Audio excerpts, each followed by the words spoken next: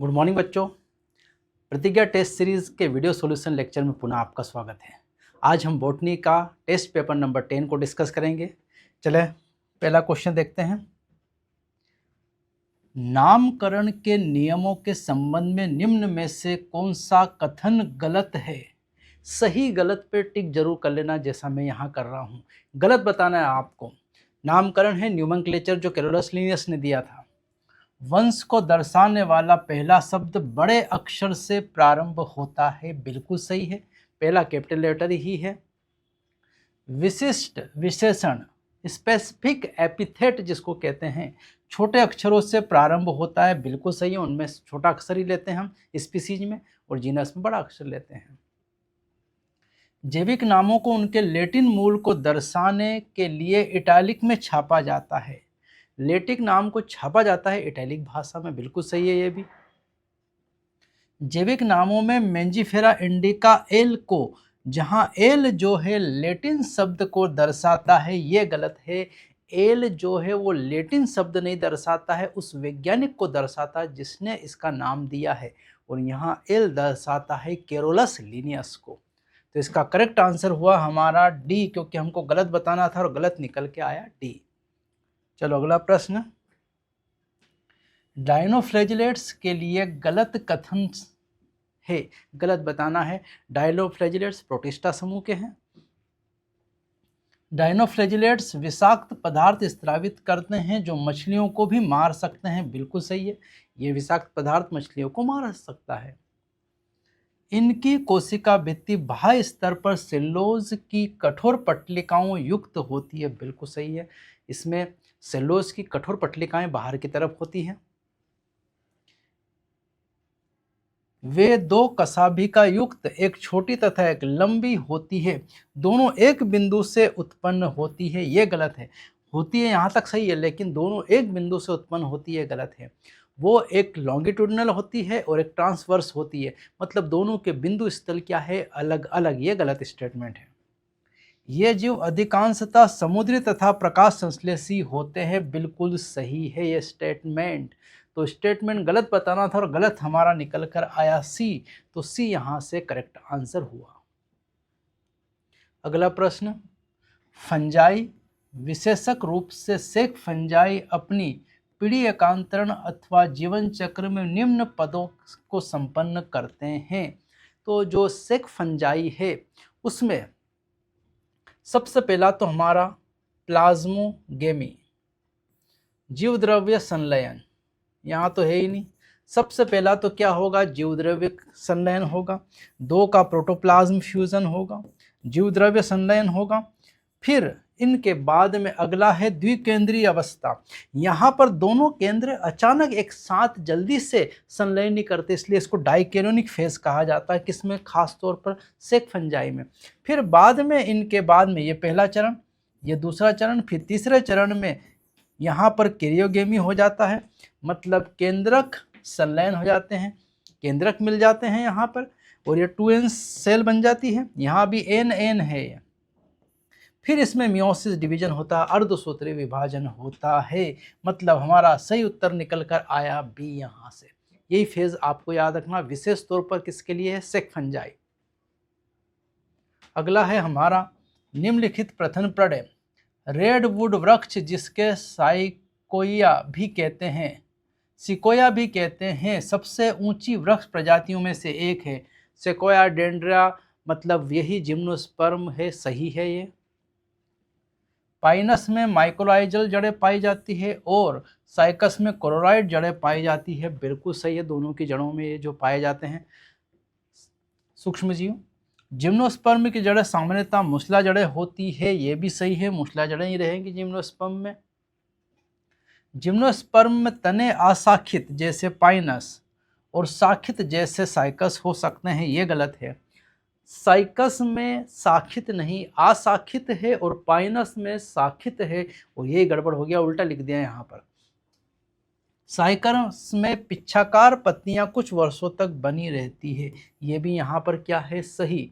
तो आपको क्या करना था, दिए गए कथनों को कितने सही है, तो यहाँ पर हमारा आया 1, 2, 3 और 4, टोटल 4 हमारे क्या है यहाँ पर सही कथन है, तो उत्तर निकल कर आया 4 कथन यहाँ पर क्या है सही है, हमारा उत्तर 4 आया। चलो अगला, ब्रायोफाइट्स में निम्नलिखित शामिल है। स्पोरोफाइट्स की अवधि लंबी होती है, स्पोरोफाइट्स की अवधि लंबी नहीं होती है। मुख्य जो यहाँ पर है पादप का शरीर वो कैसा है, गेमेटोफाइट्स है, क्योंकि गेमेटोफाइट जो हैं उसी पर स्पोरोफाइट्स में फूट सीटा और क्या लगे होते हैं, कैप्सूल, फूट सीटा कैप्सूल लगे होते हैं जो स्पोरोफाइट्स हैं। स्पोरोफाइट्स की प्रभावी अवस्था जो कि परजीवी है, यह भी गलत है, स्पोरोफाइट्स प्रभावी नहीं है, गेमेटोफाइट्स प्रभावी है ब्रायोफाइट्स में। युग्मोद्भिद की प्रभावी अवस्था जो बीजाणु उत्पन्न करती है, युग्मोद्भिद की प्रभावी अवस्था जो बीजाणु उत्पन्न करती है, ये गलत है। युग्मोद्भिद प्रभावी अवस्था तो सही है यहाँ पर, लेकिन बीजाणु या स्पोर्स का निर्माण करता है, ये स्पोरोफाइट करता है, कैप्सूल करता है, तो ये गलत हो गया यहाँ पर।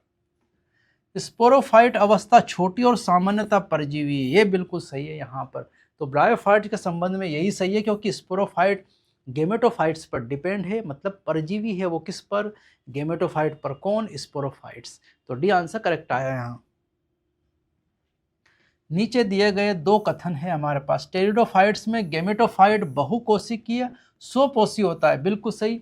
गेमेटोफाइट अवस्था को हम टेरिडोफाइट्स में प्रोथेलस कहते हैं, जो प्रकाश संश्लेषण करता है, स्वपोषी है और मल्टीसेलुलर है।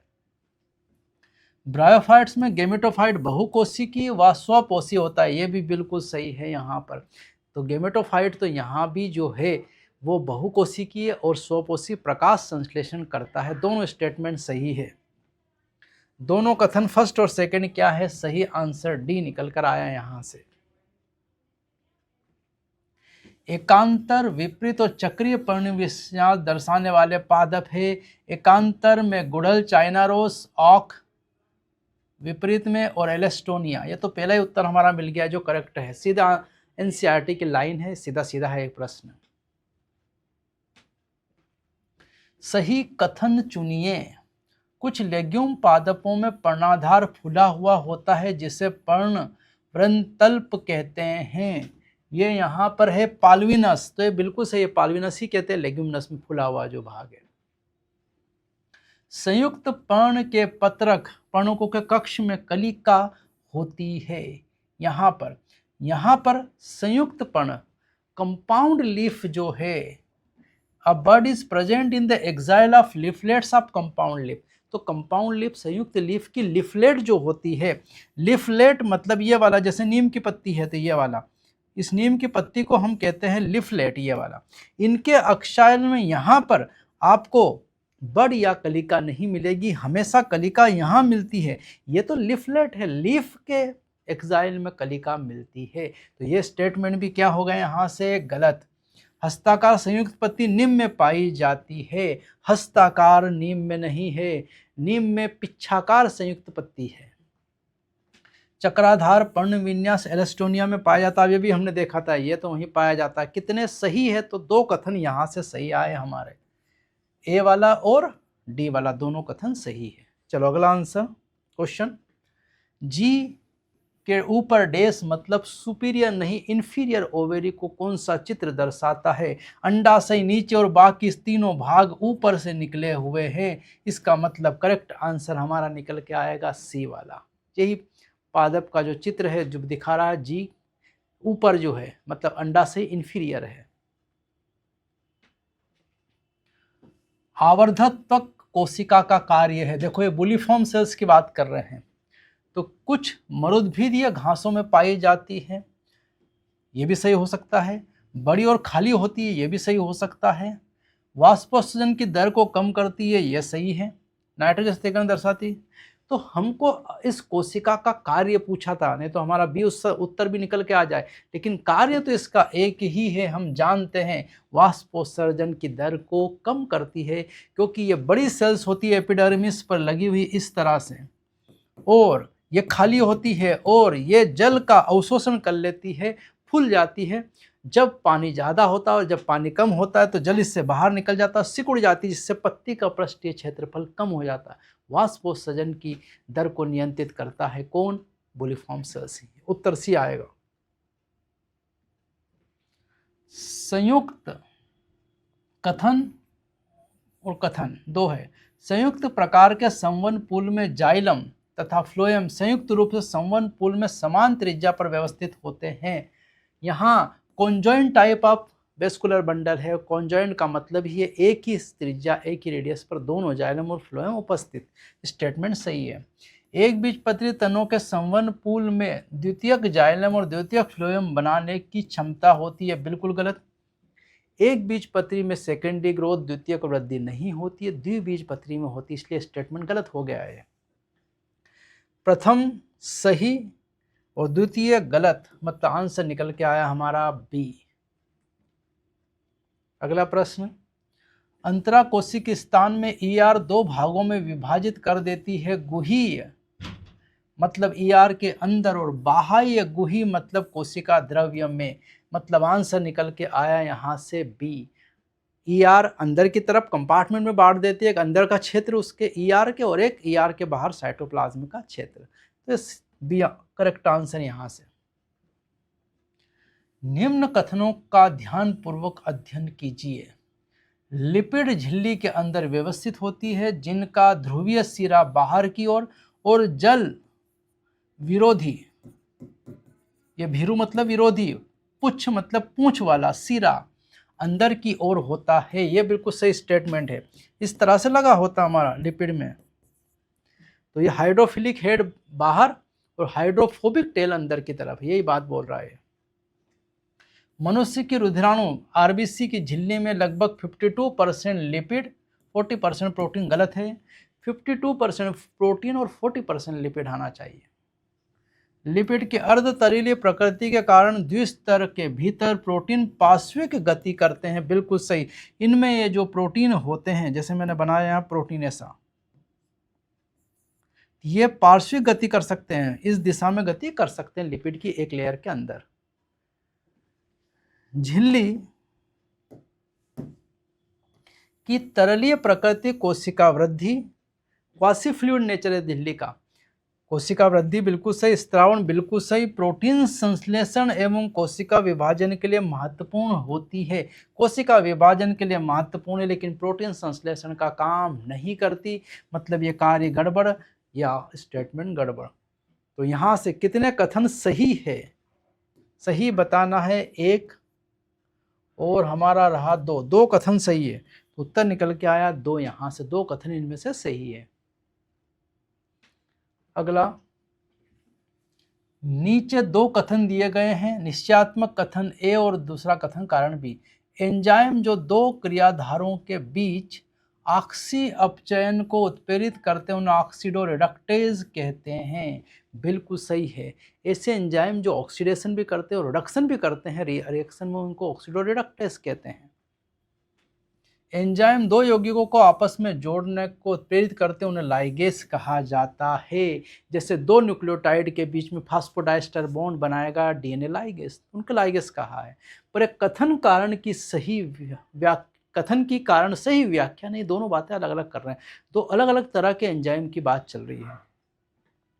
ए आर दोनों सत्य, आर ए की सही व्याख्या नहीं है, मतलब ए यहां से क्या आएगा? Correct answer. अगला है, दो न्यूक्लियोटाइड्स की निर्जलीकरण अभिक्रिया के परिणाम स्वरूप बंध बनता है, फास्फोडाइस्टर बंध। दो न्यूक्लियोटाइड आपस में जुड़ते हैं फास्फोडाइस्टर बंध से और जल यहाँ से बाहर निकल जाता है और वो काम करते हैं लाइगेजेस एंजाइम। चलो ये डी आंसर हुआ। अगला प्रश्न, उपरोक्त चित्र में ए और बी आपको दर्शाना है यहाँ पर। तो ये डबल रिंग्ड स्ट्रक्चर जो दिख रहा है ये प्यूरिन, सो प्यूरिन में यहाँ कौन है? एडेनिन का चित्र है ये। और दूसरा सिंगल रिंग पायरामिडिन्स, और पायरामिडिन्स में किसका है? यूरेसिल। तो हमारा उत्तर निकल के आया बी, एडेनिन एंड यूरेसिल। सीधा डायग्राम है एनसीईआरटी का। आगे चले हम, कथन और कारण। एनाफेज के दौरान सेंट्रोमियर ध्रुव की ओर निर्देशित रहता है, जबकि गुणसूत्र की भुजाएं पीछे की ओर लटकी रहती है। तो एनाफेज में अगर हम बात करें तो यहाँ पर जो गुणसूत्र हमारा होता है वो इस तरह से होता है।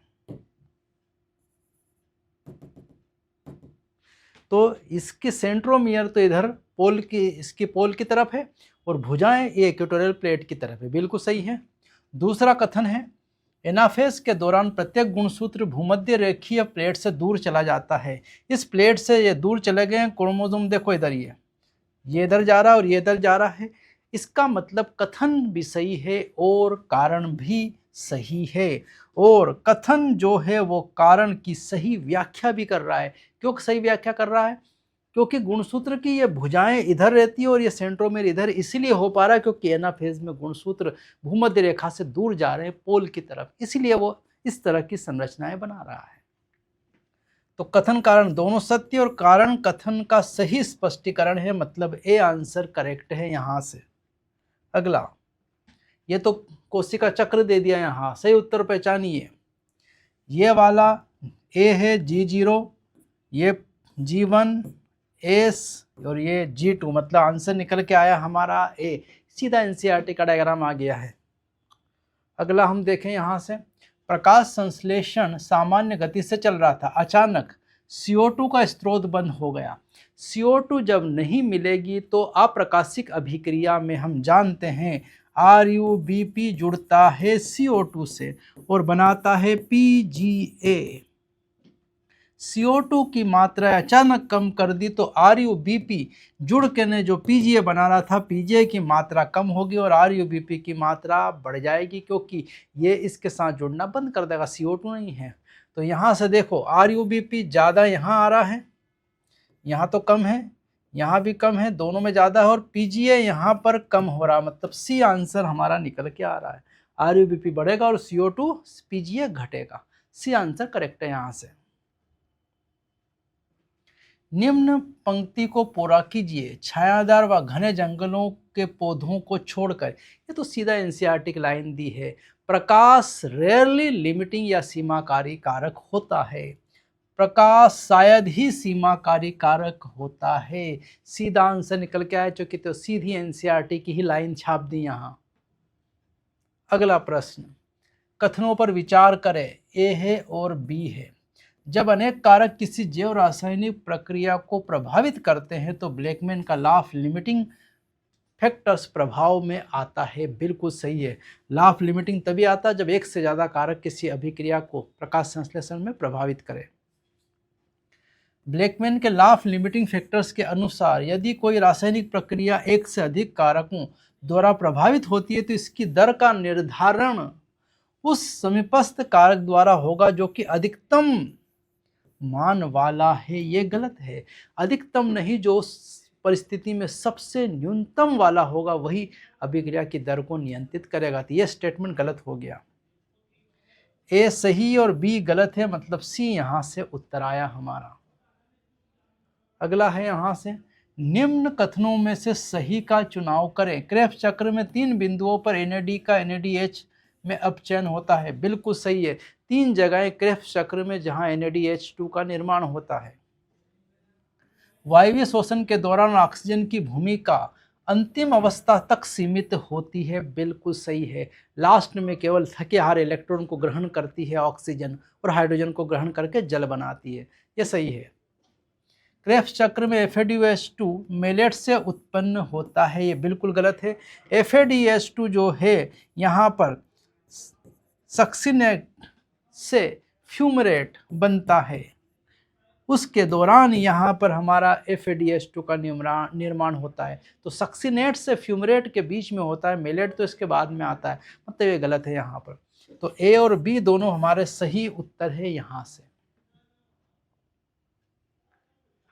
वसीय अम्ल श्वसनीय पथ में प्रवेश करने से पहले तो वसा फैटी एसिड और ग्लिसरॉल में टूटता है, और वसा जो है वसीय अम्ल फैटी एसिड पहले बदलता है एसिटाइल कोएंजाइम ए और फिर क्रेब्स चक्र में क्या कर जाता है, प्रवेश कर जाता है। अगला क्वेश्चन, सही विकल्प का चुनाव करें। ऑक्सीजन को खोजा FW वेंड ने पृथक किया था। जिब्रेलिक अम्ल, Kurosawa, cytokinin, Skoog Miller, ethylene Cousins. तो चलो देखते हैं, ए का सेकंड, बी का फर्स्ट, सी का फोर्थ और डी का थर्ड। हमारा आंसर निकल के आया है यहाँ से सी। बहुत सरल क्वेश्चन था ये। चलो अगला प्रश्न, कथन और यहाँ पर कारण। वृद्धि जिसके अंतर्गत एक जीव के जीवन चक्र में आने वाले सारे बदलाव शामिल है। ये स्टेटमेंट क्या है? गलत, क्योंकि ये जो परिभाषा है ये परिवर्धन की है, डेवलपमेंट की है, वृद्धि की नहीं है। जल, ऑक्सीजन, तापमान, पोषक तत्व तथा कार्बन डाइऑक्साइड वृद्धि के लिए महत्वपूर्ण परिस्थितियां हैं। बिल्कुल सही है, क्योंकि इसी से ही तो वृद्धि की परिस्थितियों से ही वृद्धि ज़्यादा हो पाएगी। तो पहला कथन गलत है, लेकिन कथन दूसरा क्या है? सही। मतलब आंसर निकल के आया हमारा सी। अगला प्रश्न, दिए गए कथनों को पढ़िए। पराग खपत का यह दावा है कि यह खिलाड़ियों एवं धावक अश्वों की कार्य दक्षता में वृद्धि करते हैं। बिल्कुल सही है। पराग जो पोलन जो एक्सट्रैक्ट है उनसे जो हॉर्स है, हॉर्स राइडिंग करने वाले, उनकी ताकत बढ़ेगी, एनर्जी वाले हैं ये। कुछ अनाजों जैसे धान एवं गेहूं में परागकण अपनी जीवन क्षमता उनके विमुक्त होने के 30 मिनट में ही खो देते हैं। बिल्कुल सही है ये भी। कुछ इनकी जो विएबिलिटी है वो 30 मिनट से भी कम है। काली मिर्ची के बीजों में परिस्पर्म पेरिस्पर्म देखा जाता है। ये बिल्कुल सही है। न्यूसेलस जो है उसका बचा हुआ भाग पेरिस्पर्म कहलाता है, वो देखा जाता है। पराग कोश से पराग कणों का भिन्न पादप के प्रत्येकाग्र पर स्थानांतरण स्वयुग्मन कहलाता है। ये गलत है। ऑटोगेमी नहीं है, वो जीनोगेमी अगर विपरीत पादप पर जाता है, अलग अलग पादपों पे। तो ये स्टेटमेंट गलत है। सही कथन बताना है तो 1, 2, 3 कथन सही है। 3 कथन सही है और 1 कथन क्या है? गलत। और सही बताना था, 3 कथन सही है। अगला देखें, निम्नलिखित में से कितनी संरचनाएं द्विगुणित होती है? परिभ्रूणपोष पेरिस्पर्म जो है वो न्यूसेलस का बचा हुआ भाग 2n, मतलब ये सही है। सहायक कोशिका n होती है। अध्यावरण इंटुगमेंट्स भी 2n होता है। ध्रुवीय केंद्रक n होता है, ये भी नहीं होगा। भ्रूणकोश n होता है, नहीं होगा। भ्रूणपोष एंडोस्पर्म 3n होता है, ये भी नहीं होगा। तो संरचनाएं 2 ही मिली, इंटेगुमेंट, अध्यावरण और परिभ्रूणपोष। तो 2 इसका करेक्ट आंसर है। चित्र में हमको ABCD बताना है। चलो सबसे बाहर तो एपिडर्मिस है, उसके अंदर ये वाली जो है वो एंडोथीसियम है। बिल्कुल सही है।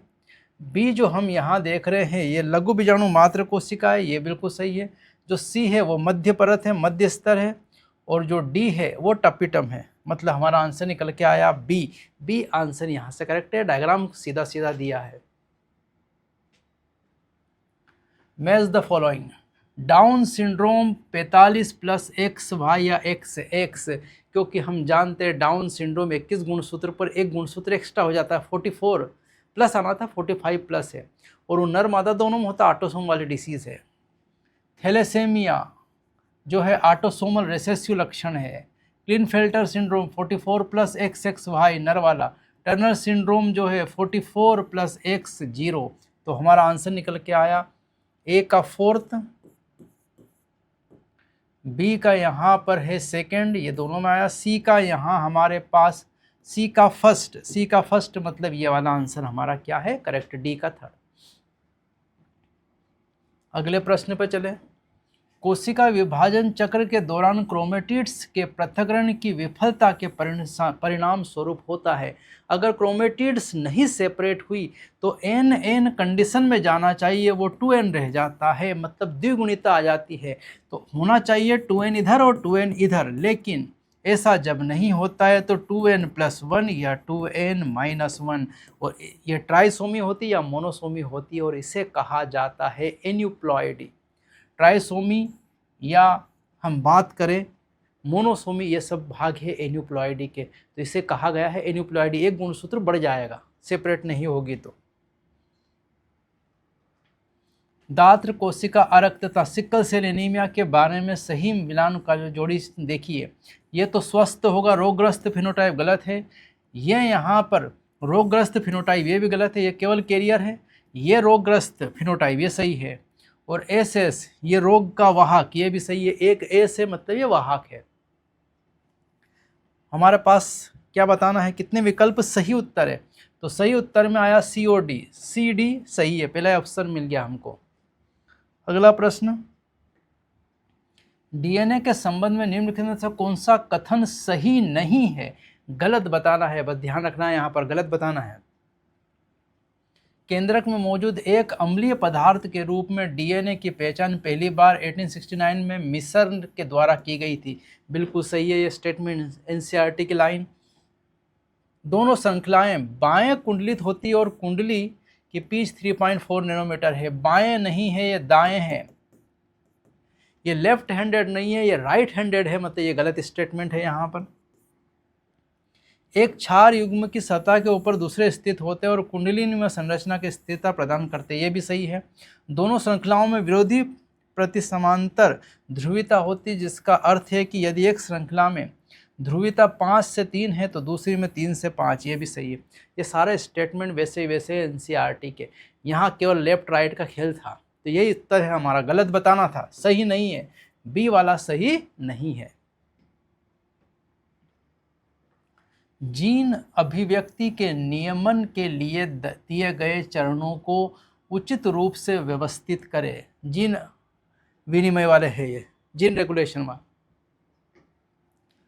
संबंधन का नियमन मतलब रेगुलेशन ऑफ स्प्लाइसिंग है यहाँ पर। एमआरएनए का केंद्र की कोशिका द्रव्य तक जाना, स्थानांतरण, प्राथमिक अनुलेखन। तो सबसे पहले क्या होगा, ट्रांसक्रिप्शन। तो पहला तो ये रहा, फिर स्प्लाइसिंग होगा जो एमआरएनए बनेगा उसका, फिर उस एमआरएनए को ट्रांसफ़र किया जाएगा कोशिका द्रव्य में, और सबसे आखिरी में होगा ट्रांसलेशन, प्रोटीन का निर्माण। तो हमारा उत्तर निकल के आया डी ए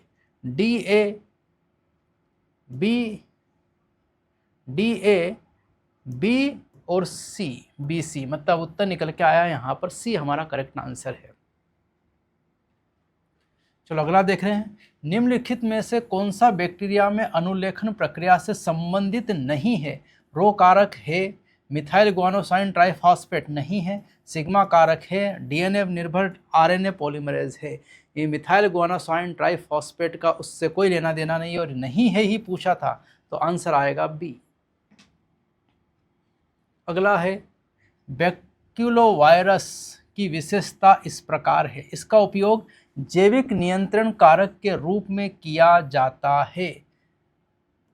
बिल्कुल सही है। ये प्रजाति विशेष संकरे स्पेक्ट्रम कीटनाशक उपचारों के लिए उत्कृष्ट उम्मीदवार है। बिल्कुल सही है, बायोलॉजिकल कंट्रोल में है और ये नैरो स्पेक्ट्रम और कीट स्पेसिफिक है, ये बिल्कुल सही है।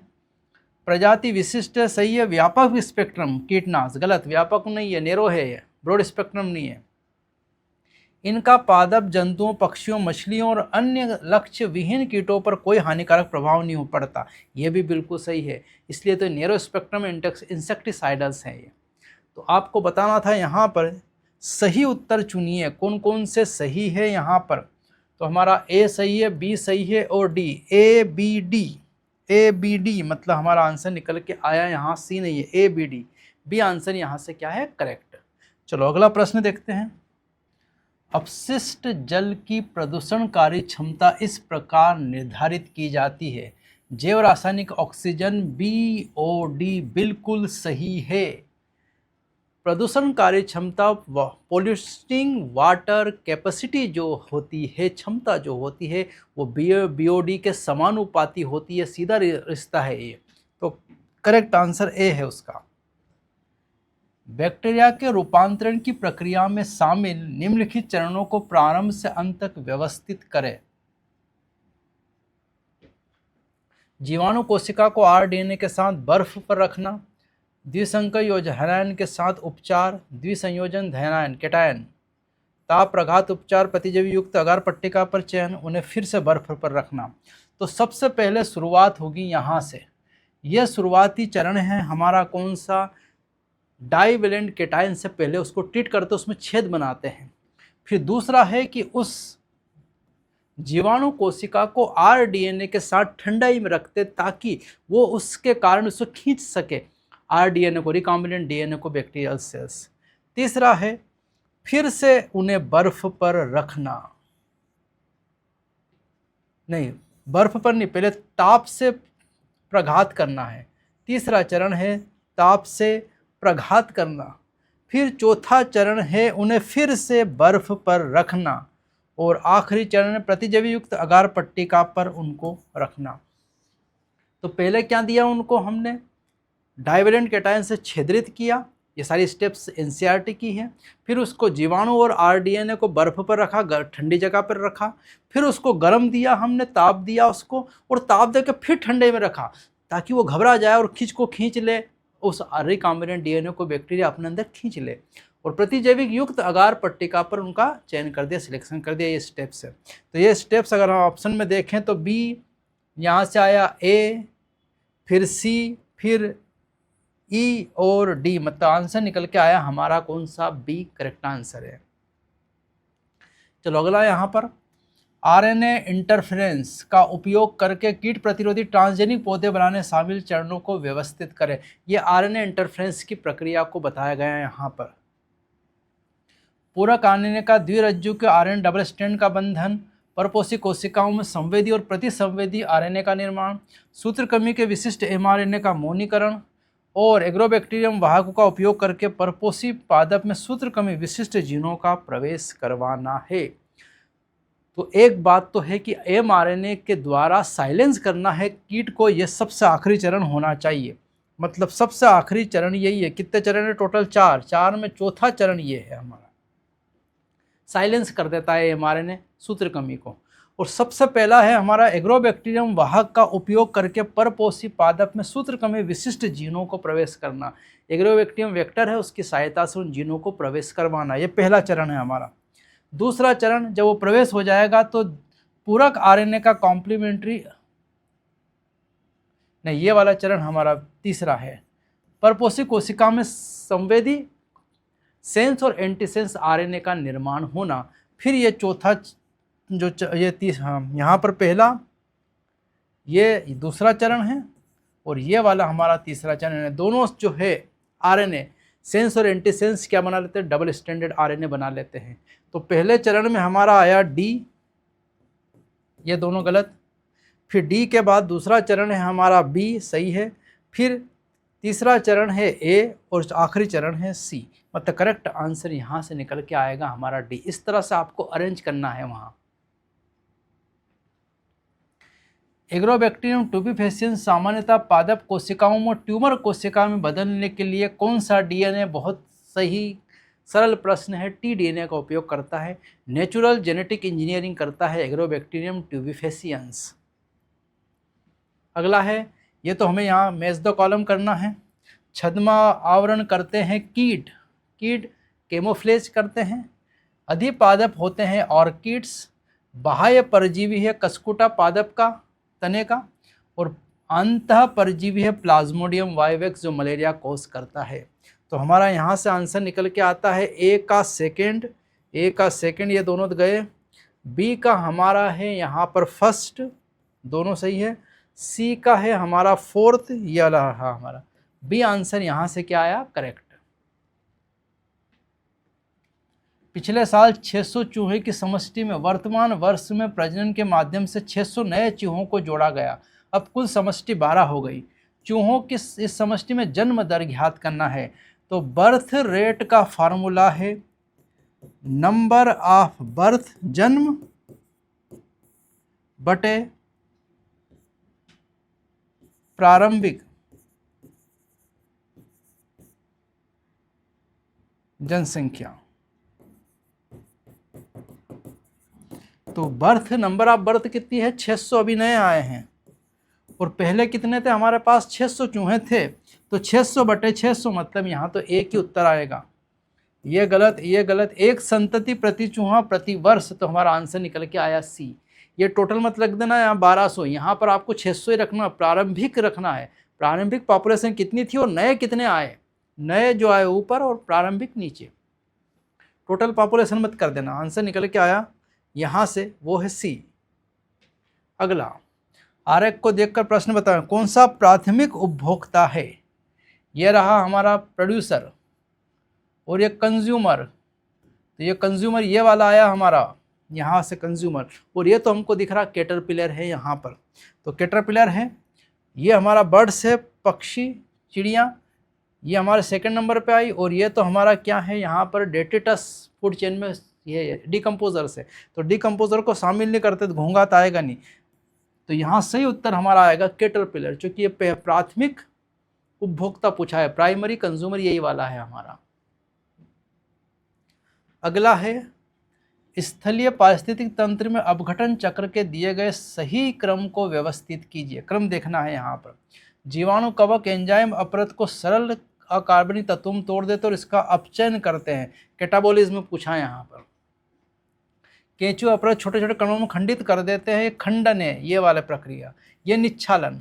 तो सबसे पहली प्रक्रिया तो केंचुए से शुरुआत होती है, तो केंचुआ हमारा पहला है, फिर निच्छालन दूसरा है हमारा, और ये जीवाणु वाला कैटाबोलिज्म हमारा तीसरा है।